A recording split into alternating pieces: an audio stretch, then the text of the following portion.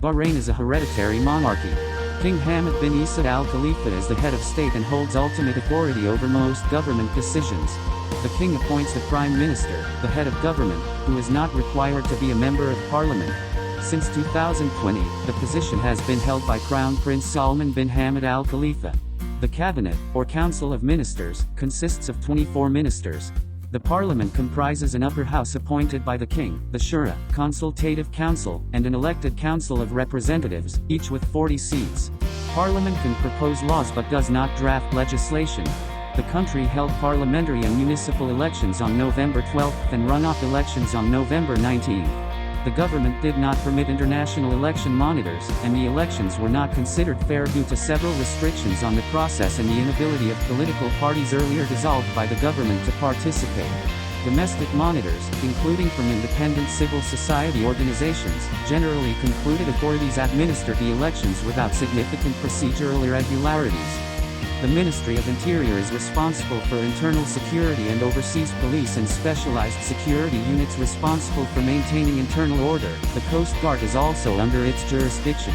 The National Guard is responsible for protecting industrial installations and is a backup to the police. The Chief of the National Intelligence Agency, appointed by royal decree, reports to the Prime Minister. While the agency has arrest authority, it reportedly did not conduct arrests during the year. Civilian authorities maintained effective control over the security forces. There were reports that members of the security forces committed some abuses.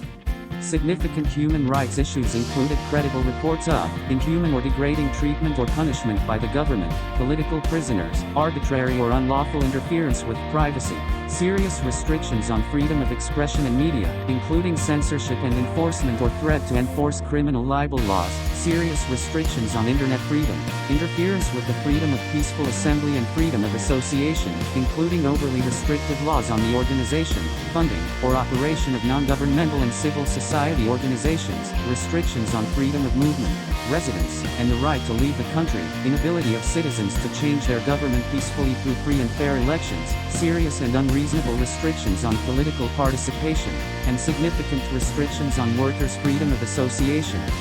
The government prosecuted and sentenced security force members responsible for physically assaulting prisoners, following investigations by government institutions. The government took steps to investigate allegations of corruption and prosecute government officials. Non-governmental human rights organizations claimed investigations lacked transparency.